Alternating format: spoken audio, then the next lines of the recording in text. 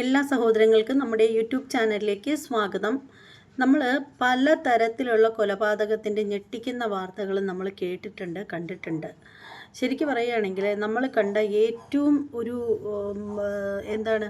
ഏറ്റവും കഠിനമായിട്ടുള്ള അല്ലെങ്കിൽ ഏറ്റവും നമ്മളെ ഭയപ്പെടുത്തിയ ഒരു വാർത്തയായിരുന്നു ഭാര്യയെ വെട്ടി പല പീസാക്കി തന്തൂരി അടുപ്പിൽ ചുട്ടു വേവിച്ചു എന്നൊക്കെ പറഞ്ഞിട്ടൊരു വാർത്ത നമ്മൾ കേട്ടിട്ടുണ്ടായിരുന്നു. പിന്നീട് അതിന് സമാനമായിട്ടുള്ള മറ്റൊരു വാർത്ത ഇതുപോലെ തന്നെ കേട്ടിട്ടുണ്ടായിരുന്നു. ഒരു സ്ത്രീയെ കഷ്ണങ്ങളാക്കി കുക്കറിൽ വേവിച്ചു അങ്ങനെയൊക്കെ പറഞ്ഞിട്ട്. അതുപോലെ തന്നെ ഒരു സ്ത്രീ ഒരു പുരുഷനെ പീസാക്കിയിട്ട് സ്വീറ്റ് കേസിനകത്താക്കിയിട്ട് പോയി ഹോട്ടലിലേക്ക് ചെന്നപ്പോഴത്തേക്ക് അവിടെ വെച്ച് പിടിക്കപ്പെട്ടു എന്നൊക്കെ പറഞ്ഞിട്ട് അതുപോലുള്ള പല വാർത്തകൾ നമ്മൾ കേട്ടിട്ടുണ്ടായിരുന്നു. പിന്നെ അതുപോലെ തന്നെ ഇടയ്ക്ക് കേട്ടൊരു വാർത്തയെന്ന് ഇതുപോലെ ഒരു മനുഷ്യനെ വെട്ടി പല പീസാക്കിയതിന് ശേഷം പലതരത്തിലുള്ള കവറുകളിലാക്കിയിട്ട് ഈ കീസുകളിലാക്കിയിട്ട് അത് കൊണ്ടുവന്ന് വലിച്ചെറിയുന്ന ഒരു സംഭവം ഉണ്ടായി. അത് കയ്യോടെ പിടികൂടി എന്നൊക്കെ പറഞ്ഞ് നമ്മൾ വാർത്ത കേട്ടിട്ടുണ്ടായിരുന്നു. പക്ഷേ അതിനെ എല്ലാത്തിനെയും ഞെട്ടിച്ചു കൊണ്ട് വന്നിരിക്കുന്ന മറ്റൊരു വാർത്ത, ശരിക്കും നമ്മൾ സ്വപ്നത്തിൽ പോലും കരുതാത്ത ഒരു വാർത്തയാണ് ഇപ്പോൾ ഹൈദരാബാദിൽ നിന്നും പുറത്തേക്ക് വന്നിരിക്കുന്നത്. ശരിക്കും പറഞ്ഞാൽ നമ്മൾ ഭയപ്പെടേണ്ട ഒരു വാർത്ത തന്നെയാണ് ഈ വാർത്തയെന്ന് പറയുന്നത്. അതായത് ഒരു ഹൈദരാബാദിലുള്ള വെങ്കിടമാധവി എന്ന് പറയുന്ന സ്ത്രീയെ അവരുടെ ഭർത്താവിൻ്റെ പേര് ഞാൻ പറയാം. അദ്ദേഹത്തിന് ഭയങ്കര സംശയമായി, ഭാര്യയെ ഭയങ്കര സംശയമാണ്. ഇതിനെ തുടർന്ന് ഇവർ പലപ്പോഴും വഴക്കൊക്കെ കൂടാറുണ്ട്. അങ്ങനെ എന്ത് ചെയ്തു, ഒടുക്കം അയാൾ ചെയ്തൊരു ഇതെന്ന് വെച്ചാൽ ഈ സ്ത്രീയെ വെട്ടിക്കൊന്നു എന്ന് മാത്രമല്ല, വെട്ടിക്കൊന്നതിന് ശേഷം ഇവരുടെ ശരീരഭാഗങ്ങൾ പല പീസുകളാക്കി 3 ദിവസം കൊണ്ട് പല പീസുകളാക്കി എല്ലും മാംസവും വേർതിരിച്ചെടുത്തതിന് ശേഷം മാംസം കുക്കറിലിട്ട് പൊടിച്ചെടുത്തതിന് ശേഷം കുക്കറിലല്ല മിക്സിയിലിട്ട് പൊടിച്ചെടുത്തതിന് ശേഷം കുക്കറിൽ വച്ച് വേവിച്ചു. അങ്ങനെ ആ ഒരു ശരീരം മുഴുവനായിട്ടും വേവിച്ച് എടുക്കാനായിട്ട് ഇയാൾക്ക് 3 ദിവസമാണ് ഇയാൾ എടുത്തത്. അതിനുശേഷം ഒരു തടാകത്തിൽ കൊണ്ടുവന്ന് പല കീസുകളിലാക്കിയതിന് ശേഷം തടാകത്തിൽ കൊണ്ടുചെന്ന് കളഞ്ഞു. എന്തല്ലേ, എന്തൊരു ക്രൂരതയാണ് ഇയാൾ കാണിച്ചിട്ടുണ്ടാവുക. എത്ര ക്രൂരനായ ഒരു മനുഷ്യനാണ് അയാൾ. തടാകത്തിൽ കൊണ്ടുവന്ന് വേവിച്ച് കളയുമ്പോൾ സംഭവിക്കുന്നൊരു കാര്യമെന്ന് വെച്ചാൽ അവിടെയുള്ള മീനുകളൊക്കെ ഉണ്ടെങ്കിൽ അതങ്ങ് ഭക്ഷിച്ചോളും. പിന്നെ ഈ പറയും പോലെ ചീഞ്ഞ് പുഴുക്കി നാറില്ല. അതൊക്കെ കണക്കാക്കിയിട്ടായിരിക്കണം അയാൾ ഇത്രയും വലിയ ക്രൂരത കാണിച്ചത്. ഓർക്കേണ്ട ഒരു കാര്യമെന്ന് വെച്ചാൽ ഇത്രയും വർഷം കൂടെ ജീവിച്ച ഒരു സ്ത്രീ, സ്വന്തം കുഞ്ഞുങ്ങളുടെ അമ്മ, അല്ലെങ്കിൽ ആരോ ആകട്ടെ, ഒരു മനുഷ്യ ജീവനെ കൊന്നതിന് ശേഷം മൃഗങ്ങളോട് കാണിക്കുന്നതിനേക്കാളും വലിയ ക്രൂരമായിട്ട് അവരുടെ ശരീരഭാഗങ്ങൾ അറുത്തു മാറ്റുന്നു. പല പീസുകളാക്കി അറുത്തു മാറ്റുന്നു. ആ അറുത്തു മാറ്റിയ ശരീരഭാഗത്തിൽ നിന്നും എല്ല് വേർതിരിച്ചെടുക്കുന്നു. അതിനുശേഷം മിക്സിയിലിട്ട് നന്നായിട്ട് പൊടിക്കുന്നു. പൊടിച്ചതിന് ശേഷം കുക്കറിലിട്ട് വേവിക്കുന്നു. എത്ര ദുഷ്ടനാണ്. ശരിക്കും പറയുകയാണെങ്കിൽ ഇവനൊന്നും ഒരിക്കലും പുറത്തേക്ക് ഇറങ്ങരുത്. ഇവനൊക്കെ ജീവിത അവസാനം വരെ ജയിലഴിക്കുള്ളിൽ കിടക്കണ്ട. കാരണം അങ്ങനെ കിടന്നു കഴിഞ്ഞാലും സർക്കാരിന് ചിലവ് കൊടുത്തേ ഉള്ളൂ. ഇവനെയൊക്കെ ഓൺ ദി സ്പോട്ടിൽ തൂക്കിക്കൊല്ലാൻ വിധിക്കുകയാണ് ചെയ്യേണ്ടത്. ശരിക്കും ഇങ്ങനെയാണ് മാതൃകയാവേണ്ടത്. ഇത്തരം വലിയ തെറ്റ് ചെയ്ത ഇവനെ പോലുള്ളവരൊക്കെ ഇന്നും ജയിലിലെ അറകൾക്കുള്ളിൽ കഴിയുന്നത് കൊണ്ടാണ് വീണ്ടും ഇത്തരത്തിലുള്ള കുറ്റകൃത്യങ്ങൾ പെരുകി വരുന്നത്. ഇത്തരത്തിലുള്ള കുറ്റവാളികളെയൊക്കെ വെറുതെ തീറ്റിപ്പോറ്റാതെ പെട്ടെന്ന് തന്നെ ഇവർക്ക് വധശിക്ഷ നടപ്പിലാക്കുകയാണെങ്കിൽ കുറേ ആളുകളൊക്കെ അങ്ങ് പുറകിലോട്ട് പോകും. ഇതാണ് ഞാൻ എപ്പോഴും പറയുന്ന ഒരു കാര്യമെന്ന് വെച്ചാൽ, എന്തായാലും ഈ ഒരു വാർത്ത ഞാൻ പറഞ്ഞതിനേക്കാളും ക്ലിയർ ആയിട്ട് പറയാൻ കഴിയുന്നത് ന്യൂസ് ചാനലുകൾക്ക് തന്നെയാണ്.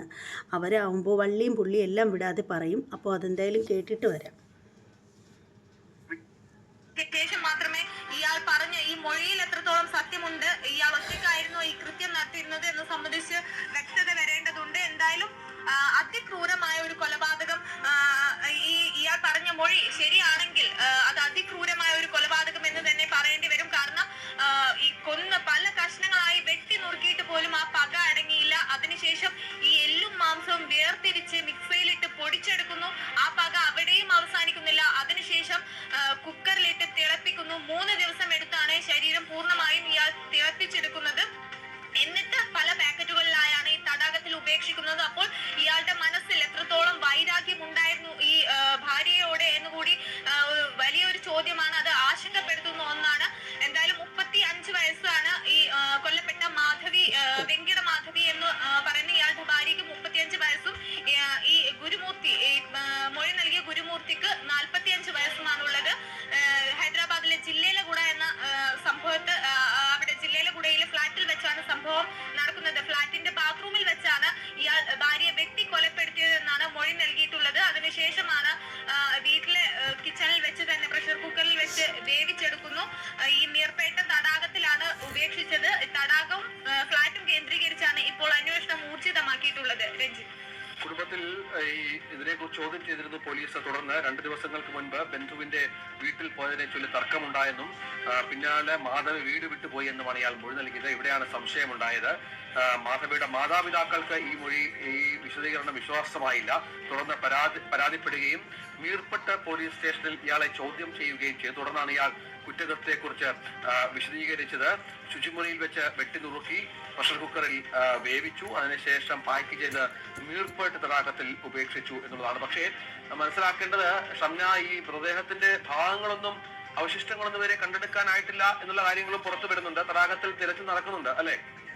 തീർച്ചയായും രഞ്ജിത്ത്, ഈ അവശിഷ്ടങ്ങളൊന്നും നിലവിൽ കണ്ടെടുത്തതായി വിവരം ലഭിച്ചിട്ടില്ല. പക്ഷെ ഈ പ്രതി തന്നെ പറയുന്നുണ്ട് പല പാക്കറ്റുകളിലായി വേവിച്ച ശേഷം പല പാക്കറ്റുകളിലായാണ് ഇത് ഉപേക്ഷിച്ചതെന്ന്. അങ്ങനെയാണെങ്കിൽ ഈ തടാകത്തിൽ തന്നെയാണോ ഉപേക്ഷിച്ചത് അതോ മറ്റേതെങ്കിലും സ്ഥലത്താണോ എന്നത് കൂടിയൊക്കെ ഇനി വ്യക്തത വരേണ്ടതുണ്ട്.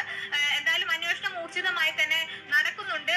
ഇതുവരെയും ശരീരഭാഗങ്ങളൊന്നും കണ്ടെടുക്കാനായിട്ടില്ലെങ്കിൽ കൂടി ഈ തടാകം കേന്ദ്രീകരിച്ച് തന്നെയാണ് ഊർജിതമായ തെരച്ചിൽ നടക്കുന്നത്. ഈ മക്കൾ, ഇവരുടെ മൊഴിയൊന്നും ലഭ്യമായിട്ടില്ല. 2 മക്കളാണ്, ഒരു ആൺകുട്ടിയും പെൺകുട്ടിയും ഉണ്ട് ഇവർക്ക്. ഇവരുടെ പാരന്റ്സ്, വെങ്കിട മാധവിയുടെ പേരൻസ് ആണ് ഇത്തരത്തിൽ മകളെ കാണാനില്ലെന്ന് ഒരു പരാതി നൽകിയത്. ഈ പരാതി നൽകുന്ന സമയത്ത് ഇയാളും ഈ ഗുരുമൂർത്തിയും ഈ പോലീസ് സ്റ്റേഷനിൽ എത്തിയിരുന്നു. എന്നാൽ ആദ്യഘട്ടത്തിൽ തന്നെ ഈ പോലീസിന് ഇയാളെ സംശയം ഉണ്ടായിരുന്നു. പിന്നീടാണ് ഇത്തരത്തിൽ ചോദ്യം ചെയ്യുന്നതും മൊഴി നൽകുന്നതും.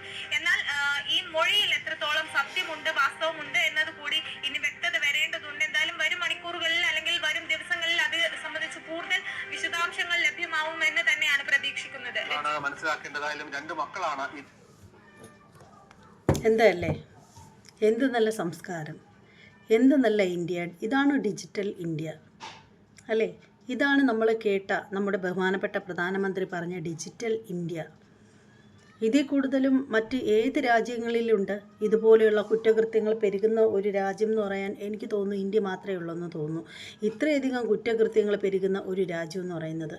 നേരം വെളുക്കുമ്പോൾ നമ്മൾ ഫോൺ എടുത്ത് നോക്കുമ്പോൾ തന്നെ കാണുന്നത് ഇതുപോലെ ഞെട്ടിക്കുന്ന, പേടിപ്പെടുത്തുന്ന തരത്തിലുള്ള ഭീതി ഉളവാക്കുന്ന ന്യൂസുകളാണ് നമ്മൾ കേട്ടുകൊണ്ടേയിരിക്കുന്നത്.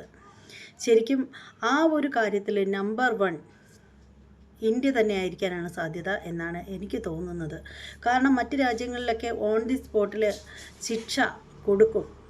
ഒന്നുകിൽ വെടിവെച്ച് കൊല്ലും, അല്ലെങ്കിൽ അവരെ കഴുത്ത് വെട്ടിക്കൊല്ലും, അല്ലെങ്കിൽ അവരെ തൂക്കിക്കൊല്ലും. അതുകൊണ്ട് തന്നെ ആളുകൾക്ക് ഇതുപോലുള്ള കുറ്റങ്ങളിലേക്കൊക്കെ പോകാൻ വലിയ പേടിയാണ്. അതേസമയം ഇന്ത്യയിൽ അങ്ങനെയൊന്നും ഇല്ലല്ലോ.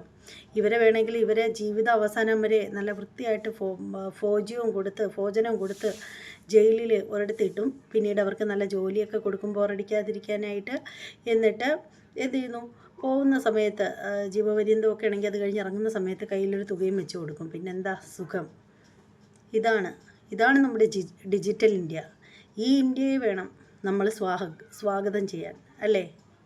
പുച്ഛം മാത്രം, പറയാണ്ട് പറ്റില്ല, പുച്ഛം മാത്രം.